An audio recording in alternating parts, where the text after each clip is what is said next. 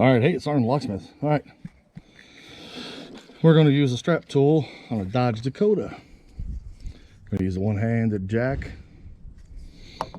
So with that being said, go ahead and take it towards the top of the door.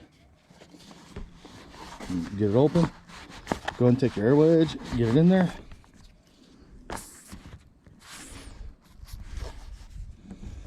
Once you get your air wedge in, remove your one-handed jack.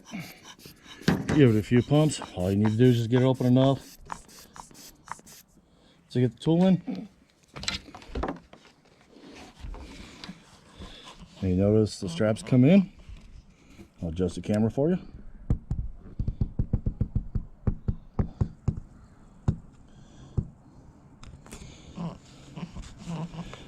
And this is an aftermarket they put on there, so it makes it even better. Notice it came up. Before you open the door, go ahead and release the bag. And there you go. We've got the door open.